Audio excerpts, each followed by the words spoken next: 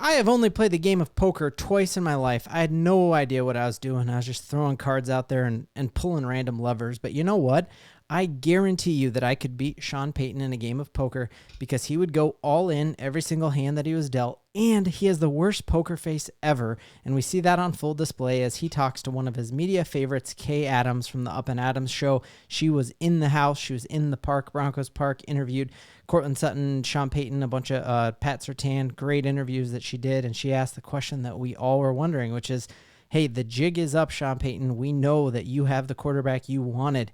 You couldn't even let the first round of the draft end before you called into Pat McAfee and Bill Belichick and told him how much you love this guy. But he is 24. Isn't that a bad thing? And Sean Payton defends him to the hilt and is like, no, it's actually a great thing. We've studied when quarterbacks peak, and he's not there yet. And he was the most accurate quarterback in Division I football. And we even filtered out all the dump downs, and we still loved him. And so she's like, all right, well, I know you love him, and everyone in Denver knows you love him. He's getting more and more snaps with the ones, and listing him as your third quarterback, we know that was all a charade. So the jig is up. Why have you not named him your starting quarterback? And I actually really respect what he had to say.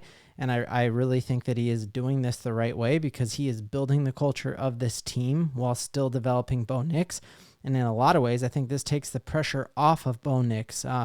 If you've been watching Hard Knocks with the Chicago Bears at all, you saw in the first episode, they had Nick Saban come in and give Eberflus some advice about how to develop a quarterback. And he said, developing a quarterback is all about managing expectations.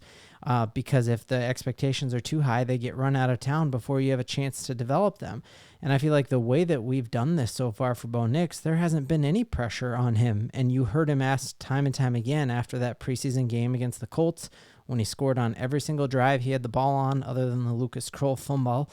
Hey, Bo, were you feeling any pressure at all during this game? It was your first NFL snaps. And Bo looks dead on in the camera and is like, no, I actually didn't feel any pressure.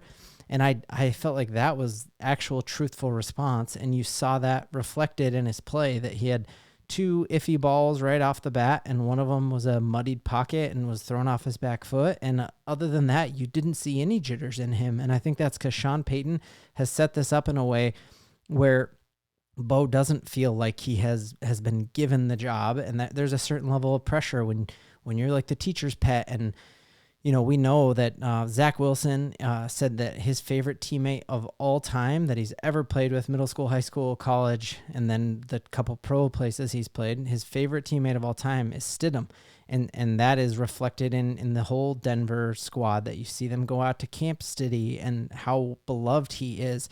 So it would feel really weird for Bo Nix to just be gifted the job, and that weird dynamic that, hey, everyone loves Stiddy, but you're the teacher's pet. And so I think Sean Payton has played this just about as well as could be expected. And here's what he has to say. Just notice his poker face. Notice him kind of smirking a little bit as Kay Adams is like, hey, I think the jig's up. We know you got your dude, and congrats, but name him the starter. So here's what he has to say to that. It's we know he's the guy. Why not hand him the keys like Chicago did with Kalen? What do you mean? They have one more What are you waiting for? So you're waiting to see what this next preseason game is? This next game will be important. Why does he have to earn it? What is the problem with just naming it? I think it's important to the team that they see. Right. In other words, I'm not naming the starting cornerback between Riley and Mathis. Meaning, I'm not doing that with these other positions at receiver, and so it would be different if you just had made a decision with one position, and I'm not ready to do it with all the positions. So, look, he's playing well. He Now, there are a few things in the game that we got to clean up, and I'm encouraged with how he's playing, just as I am with. So you kind of see the smirk there, but you love that he wants to be consistent, and he is a Bill Parcells disciple, and that is exactly how Bill Parcells would have handled this quarterback controversy, and I think it is the right move to do, and I'm totally here for it. So props to Kay Adams helping call out what we're all seeing in Denver, which is we know that Bo is the dude. And then just seeing here, there's been a lot of talk about, is Courtland Sutton an actual elite receiver? He's our wide receiver one. He wanted more money. And there's a lot of people saying Courtland Sutton isn't an elite receiver. I loved watching him run this route, that even with tripping and losing his footing, he still kind of puts a sweet move on Pat Surtain. And I saw the other camera angle of this, and he probably was out of bounds a little bit. But Pat Surtain is the best corner he will face all season long. and look at his ability to get open. And this is a route you didn't see him running with Russell Wilson. He was the go ball route, which is why he had 10 touchdowns last year. So knowing that he still has that in his arsenal, but imagine now Courtland Sutton being able to run an entire route tree and how exciting that could be. Boom. So, this is the Sills one. We'll come right back to that one. That was a great one too.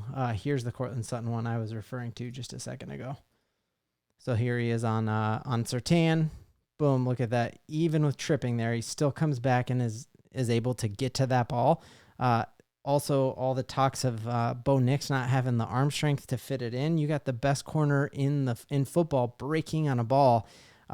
And that ball wasn't hanging up there enough for Pat Surtain to close in and pick that off. Like I would have guessed for sure that Pat Surtain, like with that much of leeway, could catch up to that ball and get to it. But absolutely fantastic play. I've watched this video multiple times today. Also seeing a great dart here thrown over the middle from Bo Nix to John Franklin Meyer in practice today. Not John Franklin Meyer, sorry, Josh Reynolds. Right, comes down with it, no drops there, so that was fantastic. And then seeing here with him actually putting some air under the ball here is the one we started watching a second ago. Here's him throwing a deep ball to David Sills. Great route there, great space and separation. And, the talk of Bo Nix not having a pro-ready arm, definitely overhyped for sure. Looking here we hear Kay Adams kind of talk to Courtland Sutton about what he thinks about Bo Nix. Courtland Sutton has been very impressed. And we even hear Kay, who's very plugged into Sean, one of his favorite reporters, and he gives great interviews to her and sits down and has different vibes with her than he does in the press conference for sure.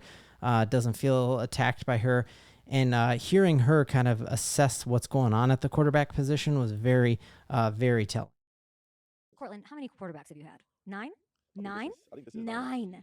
Sheesh is right. It's insane. 9 quarterbacks.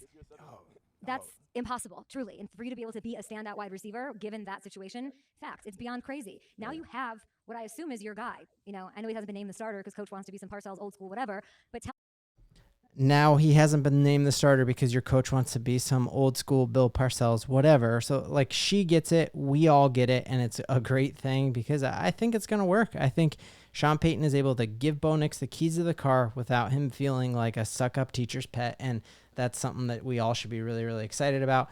Other thing we should be excited about, we heard Sean Payton talk about that cornerback position.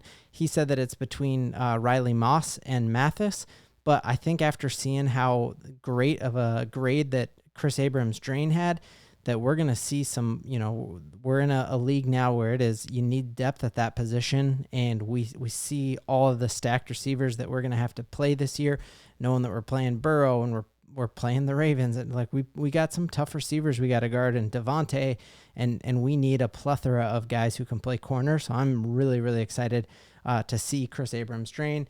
And then lastly, just seeing we got the grade on Jonah Ellis, and just seeing that he had a 33% pass rush win rate. And it's awesome to see that because watching it in real life and being there at Lucas Oil Stadium, he looked different, and that's a very, very exciting thing. Only bad report that we got today was seeing that Ben Powers started practice but did not finish practice. That was something I noticed in that Samaje Perine interception. He helped on the tackle, and you saw him getting up, holding his ribs, and walking all the way over to the bench really gingerly, and a bunch of dudes were coming over, and he was doing some weird stretches. So just hoping that, knowing that we need to develop a new center, having that guard position. We got Meinertz, who I feel real good about on one side. We need Powers to stay healthy, especially knowing that we had lost Quinn Bailey as our swing lineman there. So I really hope for health there, but compared to what the rest of the league is already dealing with, looking, J.J. McCarthy's out for the season. Hearing another receiver just dropped there for Minnesota. Like we need to stay healthy, but if we stay healthy, we have a ton to believe in.